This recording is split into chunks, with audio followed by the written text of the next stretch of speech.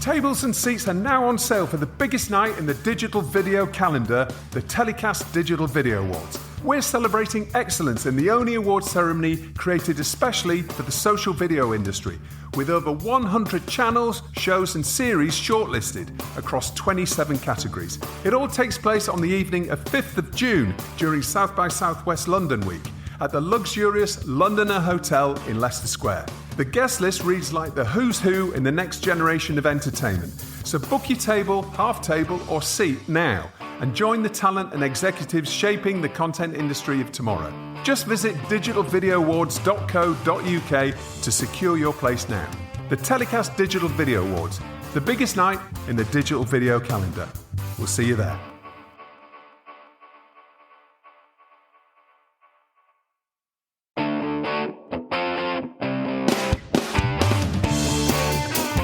Hi, I'm Justin Crosby and welcome to another Telecast.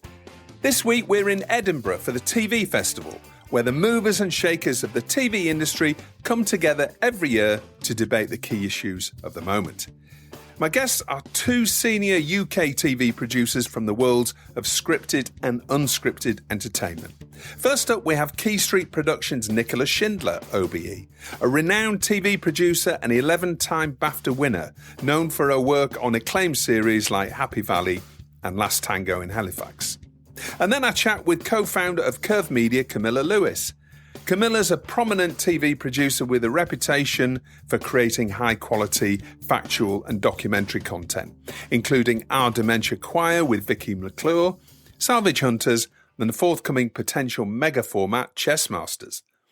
For videos featuring the movers and shakers of the TV and digital content industries, just hit the subscribe button in the episode description or search Telecast TV on YouTube. I hope you enjoy the show. So my first guest on this week's Edinburgh TV Festival special show, our 200th episode, is Nicola Shindler, CEO of Quay Street Productions. Nicola, how are you? I should say Nicola OBE as well. Oh, no, you really shouldn't. But yeah, I'm fine, thank you. Well, thank you for joining us and spending time with us. I realise it's a really busy couple of days for you. Now, Edinburgh TV Festival is known not only for celebrating great content creators and producers and channels and really delving into details of the industry, but also bringing up new entrants to the industry. A lot of students are here. Can you just give us a bit of a snapshot into how you originally got into TV and what's your career journey from how you got into where you are now? I wanted to work with writers always, so wanted to work on scripts. Didn't kind of know that was a job, so I started working in theatre at first in the publicity department, but kind of realised by talking to the literary managers that what I was interested in was script editing, which was a job I didn't know existed, but it's because I love drama and because I wanted to work with writers. I applied for everything that I could and I ended up being getting a job as an assistant script editor at the BBC, and so from there worked on scripts and then went into producing, and I decided to set up my own company in 1998 because I wanted to work on things that I felt really passionate about. And I was in a fortunate position that the people who were running independent drama at that moment I'd worked for as a script editor or producer, so it just felt like a logical leap. So then set up Red Production Company, which I was at for a long time, until 21. And then I've just set up Quay Street Production Company to do the same thing, to do independent facing, mostly contemporary, provocative drama, which goes across streaming and broadcast. And this is a collaboration with ITV Studios, I believe? Yes, it is, yes. So it's an ITV Studios company, but they're very good at letting you run it yourself and decide what it should be and give it a brand. Now, you've become really well known for collaborating with some of the most talented writing talent in the world. Lenny Henry, Sally Rainwright, Russell T Davies, to name but three. Do you have a particular approach? What is it about the way that you produce shows that allows you to work with such amazing talent and keep on attracting them? I would like to think that I work really hard. So I think that they appreciate that because they're giving away, when you're working with a writer, they care so much about what they've given you. It's come from their heart. They've worked so hard on it. So it's my job to protect it, to make it better, and then to put it on screen in a way that they appreciate. So I both put the writer at the centre of every single production that I do. So they feel like they've got a say in things. They've got a say, you know, from costume design to the script. They have input, and I think that's really important. And I just work day and night to make sure that it's the best that it can be. So they've given me something that they love, and I have to give something back to them that is worth it. So I hope that's why they stick together. Also, those people you mentioned, sometimes we've just got the same taste. So it really helps if we think good television is the same. We want to make the same show. It's hard when you have a different idea of what works to people you're working with. Yeah, and what is not unusual to scripted production, but can be a very charged atmosphere, can't it? Because there are lots of different opinions, from a director to, you know, various people on set, and obviously creators and producers. Do you see yourself as a bit of a politician as well? Because there's a lot of problem solving, isn't there, in scripted production? Yes, there is, and I don't know. Politician's the wrong word because, well. To be unfair to politicians, I don't think it's about telling people what they want to hear. I think it's about deciding which notes are valid, which would make the show better, which just would make the show different, which isn't what we set out to do, who I should be listening to, listening to people and whether their problems are genuinely going to impact the programme or not. You know, it's all those things. It's a constant balancing act. Yeah, it is. Some days it can just be a problem after a problem after a problem. But you actually have to learn to let a few of them wash over you because they're going to go away naturally, and decide what are the important ones that you have to tackle. And looking over your career, that you've really enormous number of hits and successes, but also you've managed to balance popularity with integrity. And that must be one of the most difficult things to do, because, you know, some the more edgy subjects and the way that you've approached things have brought some of those subjects to the mainstream. I mean, what's the secret to I don't think the two things are that different. I mean, I don't think they have to be set apart, because everything that we do, I want the maximum number of people to watch. So I've always been very populist in my taste and in the drama that I want to make. That doesn't, to me, mean you can't tackle a subject like the HIV/AIDS crisis in the 80s, because it's a universal subject. And so I think you could look at that and say, oh, that's a small show that's difficult and it's issue-led. Or you could look at it like Russell did, which is, you know, it's a hugely important thing that people need to hear about. And it's about these joyous young men whose lives were taken away at a point where they were having such a good time. So you can always make something have a positive spin and feel watchable. And I think that's my job, actually. You know, even with something going back as far as Hillsborough, the drama documentary I made, it's a horrific subject matter. It was looking at parents who'd lost their children. It was in every way hard, but Jimmy McGovern still managed to add a warmth and a humour, because that's what who the people were. So that's my job. My job is to make it accessible for people, and I just don't think you should compromise one or the other, really. And many of your hit shows have really been based on true stories, and we've seen lots of changes and challenges, I think, on particularly local stories in the UK. Now we're looking at, you know, globalised, more and more globalised market, and as the industry's contracting, there's more and more pressure to find stories that will work globally as well. But then at the same time, there's a real importance of telling local stories. Like, I mean, we've seen the impact that, for example, Mr. Bates versus Post Office has had. I mean, how do you see those types of projects going forward? Do you think there will always be the opportunity to tell those stories with the market the way that it is now? I know sometimes I'm a bit overly optimistic, but I do believe that, because, again, just using It's a Sin as an example, you know, It's a Sin was about a difficult subject matter, and it was about the UK, and it wasn't in any way global, and it was about a specific group of people and their experiences in London at that time. And it was one of our biggest international sellers. So I think it's about making the material feel universal, not because you're casting an American star or doing anything compromising, but because it's like that, the emotions at stake are universal. Even not a true story, but look at Happy Valley, which was so specific about a very small part of Yorkshire.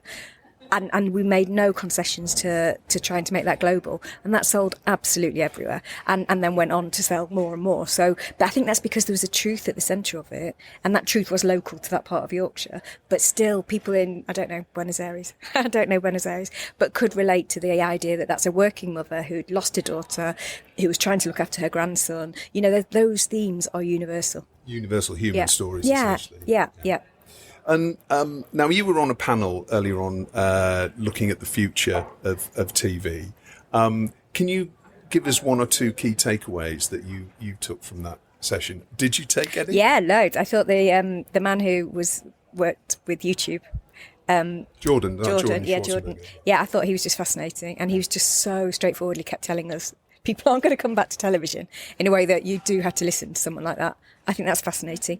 I think that looking at the expansion of television production companies and how long that's sustainable, I think that is a really interesting conversation to have. So yeah, I thought there was a lot of very interesting, just even also talking about the BBC and the future of those, our terrestrial channels is really important.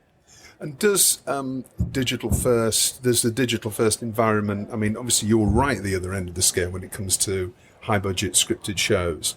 Do you ever plan to work within digital first area? I mean, obviously the funding is the key issue. But as you look forward to the next sort of 5-10 years of Quay Street and the way that the industry is changing, I mean, how do you see it evolving, and what are you doing to prepare for the next stage of entertainment? Digital first, even, I know you're really talking about like short form and everything, but we've worked with digital only channels to make shows for them, which is a very different budget level, and I find that a really great experience. In terms of the short form digital, it isn't something we're looking at right now.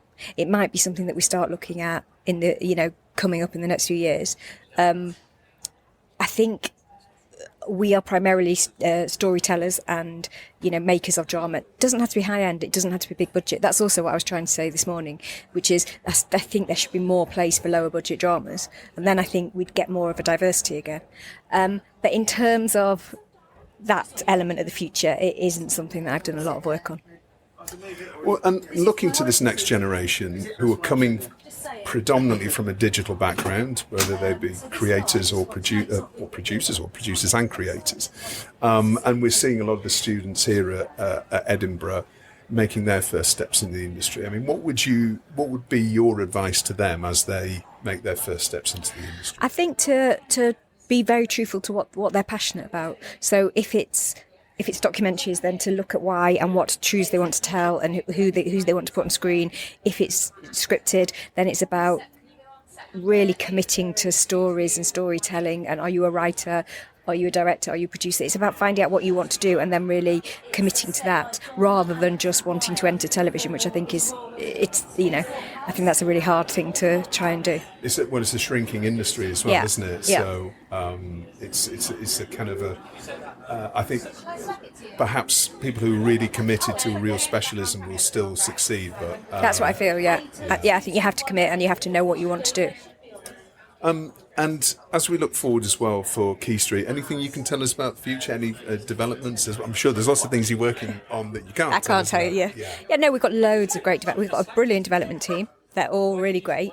They're all a lot younger than me, so they are looking to the future. And yes, we have really good shows across the board. So, with our terrestrial channels, with broadcasters, with streaming, that we're hoping will be happening soon. We are just finishing off 2 shows which we've already announced, one for Netflix and one for Amazon. So we're all very busy up there.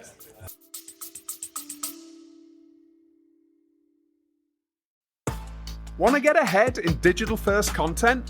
The Drop is the go-to newsletter for industry professionals, delivering insider news, trends and insights straight to your inbox. Navigate the fast-changing landscape of digital first production, distribution and monetization.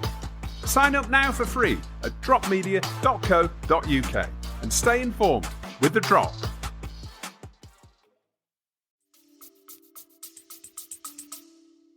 Okay, Nicola, I know you've got a dash. Thank you so much for joining me on the telecast, and all the best. Thank you. Nice to meet you. So my next guest on this week's Edinburgh TV Festival special show is Camilla Lewis, CEO of Curve Media, UK Indie. How are you doing, Camilla? I'm doing very good. Excited to be here with you, Justin.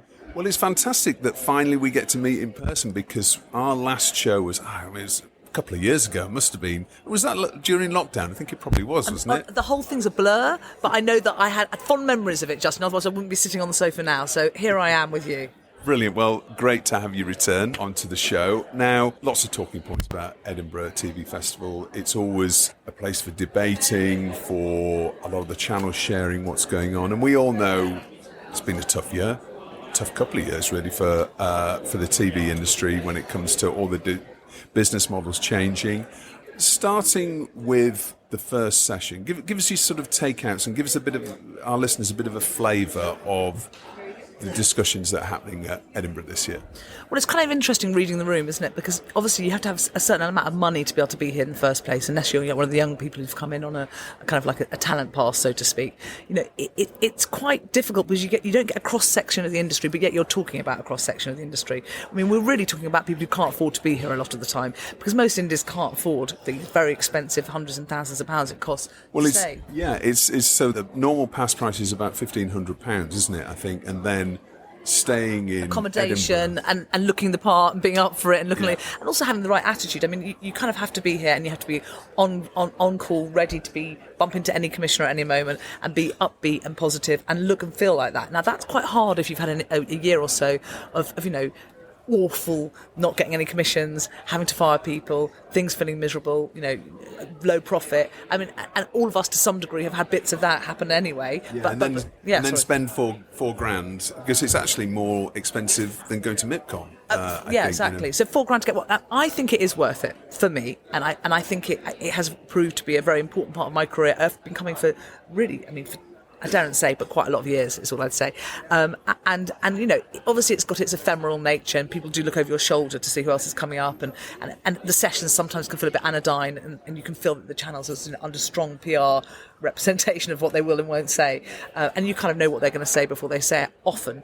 Having said that, I think around the edges, around the cracks, there's still those conversations, what used to be when I was at the BBC, which is when I trained, we used to call it the conversations in the corridor, and that's what would get you the job. It would be how you spoke to someone in that corridor in that moment, and then you'd end up with the job of doing whatever it was you were doing, because you did that bit right. And those are the bits that aren't charted, and I think Edinburgh's full of uncharted, interesting bits.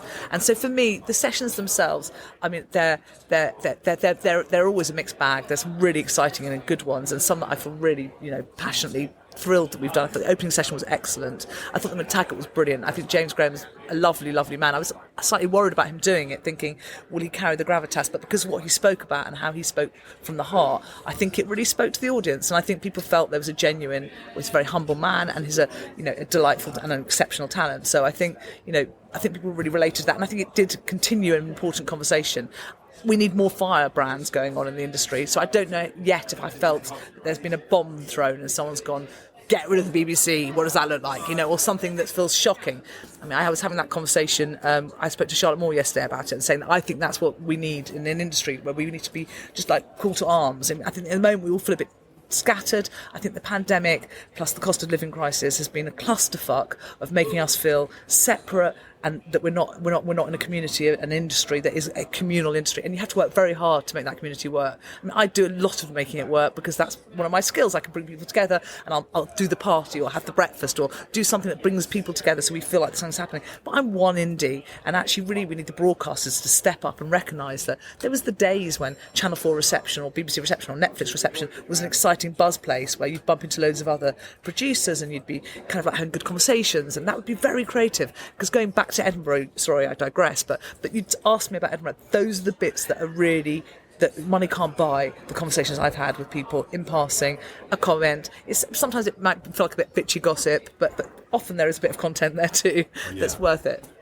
And it's interesting what you're saying about maybe looking at things in a more extreme way, but thinking about the industry in a very different way. And I think we've seen a lot of digital first content represented, or discussions happening, podcasting to TV and digital first strategies as well. We've seen them represented more, finally. But when we come into the traditional linear broadcasters, we saw Channel 4 announcing that they're back to pre-COVID levels of commissioning, which every producer I've spoken to says that they can't actually believe that. It doesn't feel like that anyway. I don't know how that's sliced and diced.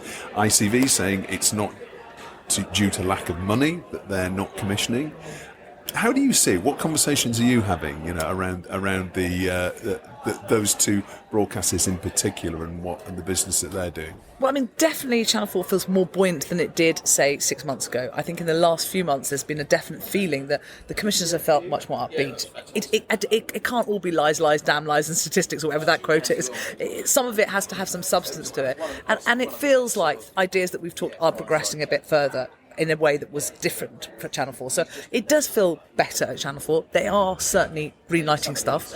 In terms of proportionally whether they're greenlighting as much as they in 2019, I don't know. It's a good line, and it's one that Ian stuck to when what he was talking about and repeated quite a few times. So I think that's the line. I don't think it's very easy to get around that line unless you know all the numbers. So I don't know if that's actually true or not. I don't even know what that means for 2019. A good year or a bad year? I mean, I don't remember. As I said, I barely remember what happened last week. So I think it's hard to tell. And I think they're very party line, all the broadcasters, and have always, and it has always been thus. So you don't get necessarily a whole story from directly talking. It's almost what they're not saying and what's not being focused on. I think what's more concerning for me is I think people are looking at a kind of like an either-or future, and I'm not, right? So I think there's not a future it's all about streamers and terrestrial television is dead. I think we're in a mixed ecology, and I think we're in a mixed ecology for a long time. I think our approach towards content has to be multifaceted. We have to look at lots of different ways of making content. We have to think about different forms and different price points of making content. Not everything can be hugely expensive, and actually just speculating widely to accumulate, I suppose. Yeah. And just finally on the broadcaster side, we obviously, unfortunately, we didn't have a Channel 5 session. Ben Frau was ill, not able to make it, and which was kind of strange that I think a lot of his commissioners couldn't stand up in his place and talk about anything. But tell us about what you're up to at Curve Media, because you've had a really big commission in the chess genre, haven't you? So tell us about that. Wow, chess as a genre, I love that. I don't love that because I want to be the only thing in chess. Well, you're the leader of the genre already. I'm the leader of the genre, whatever that means. It's a real pressure is all I can say. So, I mean, it's interesting. I was just talking to actually Claire Stiller at the BBC, and she said something really sweet to me about it. She said, I've been reading about you and chess, and she said, I just want to say to you, that's an idea from the heart, and I know it's because she knows the backstory behind it. And actually, she's absolutely right. I think, we all get commissions, and some of them, I love every commission that I get, and every single one means something to me. But this has come from a place of very big darkness for me in my personal life, and therefore it means that much more. And it's really interesting when you're pitching something and you're being honest and exposing yourself in a way that maybe sometimes it feels quite uncomfortable for people to do, how much more kind of like a traction you can get. I mean, without being cynical, I think it's just better to be honest. So my daughter was incredibly ill in the pandemic. She was 16. She really, really was ill, and terrible self-harming. Thought she was suicidal at some points.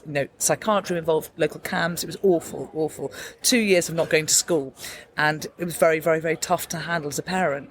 And I love her to pieces, of course, but felt I couldn't really easily communicate with her. And every day of mine was caught up with her. And although I'm lucky enough to be the parent of 4 children, in fact I've got 6 in total if you include my stepchildren, so quite a lot of children in my life and a lot going on in my life. Slightly busy company, doing lots of different productions. Really my whole focus was my daughter, because it became all about, as people say, when you've got an ill child, that's what it's about. Anyway, she was my focus. It took a long time for her to get better. This is a good news story, by the way. Before you get the hankers out, you can cry at this point, but it doesn't stay like that. After a very, very, very, very painful and difficult journey, she began to recover, and I think some of that was down to having very serious therapy that helped, a little bit of medication. I'm not sure if it helped or not, but actually the main thing that made a big difference was she got addicted to chess.com, and she'd been playing chess a little bit when she was younger, but not massively. But in terms of that generation, they often feel like they've been cut out of society a bit. They've been demonized for using their phones all the time. Suddenly there's this amazing thing where they're online, you can play chess. It's beneficial to your brain. It makes you clever, so to speak. There's a community of people who do it, and and she had that sort of brain that worked well with feeling in control of something, and rather than doing something to harm herself, she poured her control into that and got very obsessive about it, which was extraordinary to watch, because suddenly I had a daughter whose interests became admittedly pretty myopic about chess, but she's now in the top 200 of her age in the world. Wow. No, she's phenomenal at chess. And she's taught me so much about that world that I can play chess, but I mean, I'm pretty shit because, like everyone in television, I'm probably veering on the ADHD spectrum and lose interest after 5 minutes. But I do try to think, but I'm good at strategy, so I like the strategy. And I've often described my job as being like playing chess, in the sense that you have to think about loads of different things at once and think strategically about how you might Looking move. ahead. Well, exactly. What What someone's going to do next, how that might work. Sometimes I get it wrong. Sometimes I lose my king. But often I win. I don't know what to say. So that's extraordinary. So had she played chess a little bit when she was younger? She played it a bit. I mean, she'd played it a bit, but it was not a massive factor in our lives. And I wasn't playing chess all day, every day at home. I'm married to an intellectual, so I think that kind of helps. And her dad had been quite good at chess when he was younger, so he was good. But it wasn't like it was a massive part of our life. But it sort of spoke to them, and it's interesting because it's one of the number one. I think it's the number one downloaded app of all time on Apple, and it's consistently. It's the fastest growing sport in the world, right? In some countries it is the number one sport, which is... It must be the oldest, or it's been going on forever. It's in every culture. It's cross-class, my job is about coming up with program ideas. So there's lots of things that happen because of this. So because I'm not very good at kind of like splitting it, I'm very unboundaried, you may have noticed. I'll just tell you it all straight away. Which is I like to think my greatest strength and often my greatest weakness, and can get me into a lot of trouble. I try to be quiet about things I shouldn't be. But going back to her, I think this was amazing. She got really into chess, and I realised it was a way of communicating with her. So I started learning about it too. So it's like the social history of chess, learning that about. And she would be so passionate about a game played by Bobby Fischer in 1972 and tell me why it mattered. But I could see this passion in her. I thought, wow, it can't just be my daughter, who's the only person on earth who's really passionate about this and really interested in this. Obviously, she's a bit of a geek, but she's got this complete obsession. Let me just finish the story about her so your listeners aren't sobbing. So what happened with her is that not only is she fully recovered, thank goodness, but she was went by a boy's name on chess.com, and a boy in America started talking to her as a boy, as a friend, and they became friendly over a couple of months. And then he said to her, will you tutor me? You're brilliant at chess. Will you tutor me? And she said, I will, but I just need to tell you before we go online and see each other, I'm actually not a boy. I'm a 19, she was 19 by this point, 19-year-old girl. And anyway, they're desperately in love. They have seen each other. I mean, he's been over here 4 or 5 times. She's right now in America with him. They are completely in love. She's doing a degree now. She's happy as can be. She's been, working in a hospice as a volunteer. She's a fantastic thing. And she's still phenomenal at chess, unbeatable at chess. I mean, if anyone who wants to know, her rating is 2,300, which means something to those that know. And they'll go, what? Because that's the thing. What an amazing story, Camilla. Yeah. I mean, and now we're going to talk about the TV show. Yeah, well, that came out of it, of course. But that's, I think, clearly, as you say, when you have something that you're super passionate and invested in, people can tell, whoever, and commissioner, and obviously that struck all the right chords. So. I mean, going back to Edinburgh, where did I first pitch this? I pitched this to Charlotte Moore directly at the McTaggart dinner. I went up to her this time exactly last year, 1 year ago, at McTaggart dinner, and I didn't think of this as a programme idea. I hadn't thought of it as a programme idea when I was going through the process with my daughter. And it suddenly struck me, like it sort of hit me in the face. Hang on a second, organising principles for things that matter. This is a game that's as old as time, that people take very seriously. It's deeply psychological as well. It's about how you play. The way you play says so much about who you are as a person and what you bring to it and how redemptive it can be. And for so many people, it wasn't just my daughter whose mental health had been massively improved and aided massively by chess. It was thousands, millions of people across the world who found that it's been incredibly helpful for their mental health. So suddenly I think, hang on, emotions, psychology, tactics, strategy, this actually is across as a thing. It works. So eventually, like an idiot, it dawned on me. Number one downloaded app. Maybe there's something in this, Anyway, I pitched it to Charlotte Moore last year at Edinburgh, and to be fair to her instant reaction was, "That's brilliant. We'll do it. Now go and persuade everyone else in the channel, Camilla." And so it didn't take much, to be fair. I mean, it always takes a long time to get a commission, but as you can tell, I'm extremely passionate. It's a love letter to my daughter, this. That's an unfuckable force, a mother's love of their child, is all I can say. And I feel it really strongly. So there's been moments, there's been ups and downs in this process whereby, I felt the programme I did was threatened from outside forces, which I will not go into on this podcast. They know who they are. And people have tried to sort of take it away from me, so to speak. It was never going to happen. This is something I'm making, and I'm making it and hopefully paying homage not just to my daughter, but so the people who really respect and love a game that I have no vested interest in directly, only indirectly. But I do recognise it's a massive emancipating thing to do by yourself that therefore speaks to people's psychological states and emotional states, and I can tell a beautiful story, I hope. And so tell us about the show itself. It's a series. Yeah. Okay. So tell us about it. Give us the lowdown on the programme. So it's a competitive format. So basically, it's matching what happens in real life. Competitions are played with chess people. They have to be of a certain level. So rather like MasterChef, you wouldn't just get maybe you and me, Justin, maybe you're brilliant, I don't know, but average people playing chess, and being a bit shit. There'll be really good chess players. We have booked, and I can't unfortunately tell you who they are, the most amazing commentators. One's quite well known and one is not well known, but in the world of chess it's hugely known, and they're both phenomenal commentators, and they will give us a kind of allow lay people to understand what's going on, but also not diminish, which is the real challenge, the chess audience from not understanding what games are. I should just explain to you, Justin, so on chess.com, the reason why they're so popular, these games, is unlike classic chess, which can take hours, which is also played online a lot, or what's called blitz chess, which is very, very quick and almost overwhelmingly confusing. There's a game which is the most popular game played called Rapids, and they're about 10 minutes long. Speed chess. But it's very popular. It's played in competitions, so it's fast. So it's not like we maybe remember it from when we were growing up, when there were slightly dull men talking very slowly and things happening very quietly in the corner of a screen.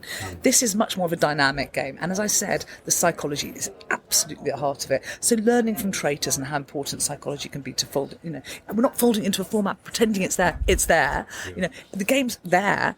All we're doing is we're mapping around a natural competition. This competition exists. We're just making it into a specific sort of competition, rather like MasterChef does. So not dissimilar in sort of in tone and style to that kind of show. Okay, and what's the title of the series? Oh, well, that's a good question. Up for grabs at the moment. There is, its working title is Chess Masters. There are a couple of other titles in the mix, and we're discussing that because we want to have a title, obviously, that makes people who are interested in chess come to it. But we don't want to make people who aren't interested in chess think, "Whoa, that's not for me." But it will take time to grow an audience on a show like this. And it's obviously, as you say, incredibly popular around the world. So that's a big blinking light above the format and format sales.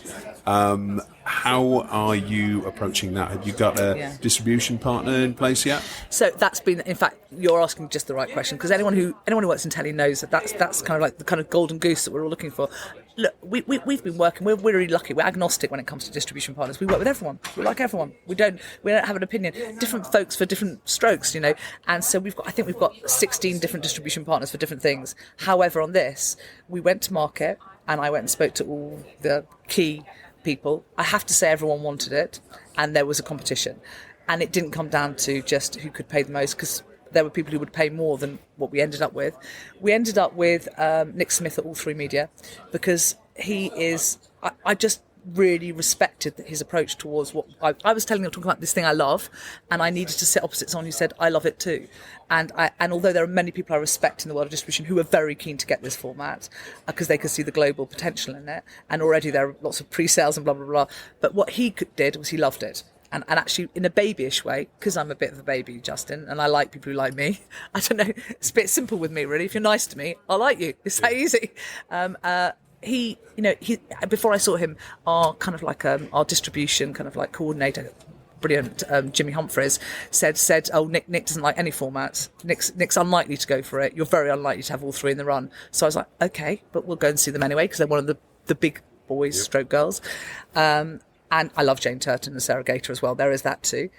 But honestly, they won it because they had a holistic approach. And I'd learnt when I was at Fremantle about the wheel of value and about seeing a brand in a round way. And it's not just because of commercial kind of desire. Obviously, we want to make money, and obviously we hope it sells around the world. And obviously, we hope we can monetize around it. But obviously, I also would like to make something I'm really proud of, that I can turn around to my daughter and her chess geeky friends and they can feel good about it, and that my community of television can say to me, oh, Camilla, you made that. I mean, it's pathetic, but these things still matter to me. Of course they do. Well, hopefully Nick can replicate the success that he's had with Traitors, right? And taking that around the world, which has been last year's hottest format, or certainly for the last 18 months, and really the format that's really become almost a super format for the first time in a number of years. Well, best of luck with all of that. I can't wait to see it, and I look forward to seeing all those deals coming through with international partners.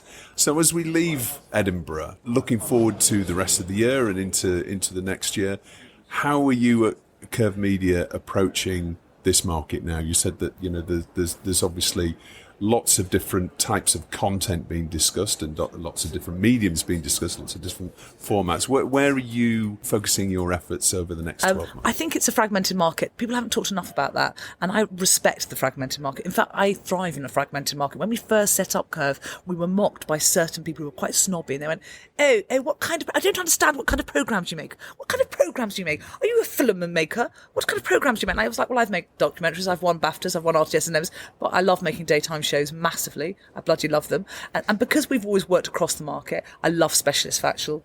Massive passion. Ran science at BBC One for 3 years. It's a world I love. I love all different bits of the world. I like telly, I like content, I like stories, and that is in a weird way our strength going forward. So what we're doing now is, as I was saying to you before, Justin, I'm open to podcasts and YouTube. I'm open to working in interesting ways with different people. One of our most successful brands at Curve is How Do They Build That? How Do They Build That was brilliantly backed by Paul Heaney back at TCB, and he went and he said, we had a conversation together. I had been across, I'd looked after the grand designs for 7 or 8 years, and he said to me, what can we do in that kind of space? And we came up with this idea, how do they build that kind of international grand designs, kind of like in the technical space?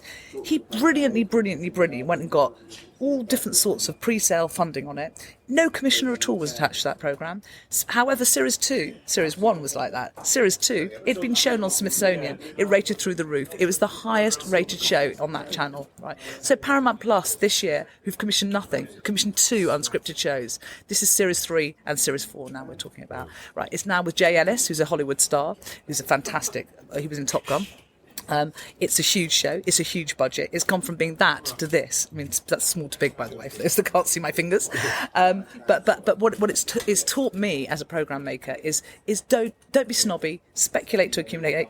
Put your heart across lots of different things. One of our greatest shows this year was On Thin Ice with Greenpeace versus Putin. Fantastic documentary series on BBC.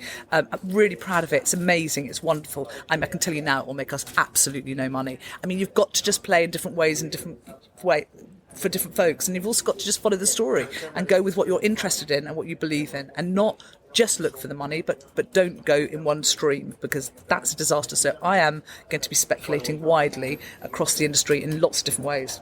Okay, and full commitment, full spectrum of ideas, but committed to those, super committed to all of the ones that you take on. I mean, if chess allows that, I have to tell you, chess is pretty much taking up every waking and sleeping hour of mine. So it would be nice if I can fit any of this wonderful ambition of mine in, because I really want to land this correctly, so that I do credit to a great and not even centuries old, millennia old game. I can't be the first person to make a factual entertainment show and fuck it up. I mean, no one's going to forgive me, least of all my daughter. Camilla, let's end there. Thank you so much. What a brilliant conversation. I really enjoyed this. I wish you all the very best, and can't wait to see the chess show on TV very soon. Thanks, Justin. Speak soon. Well, that's about it for another week's show. I hope you enjoyed it. Telecast was produced by Spirit Studios and recorded in Edinburgh. For videos featuring the movers and shakers of the TV and digital content industries, just hit the subscribe button in the episode description or search Telecast TV on YouTube. Until next week, stay safe.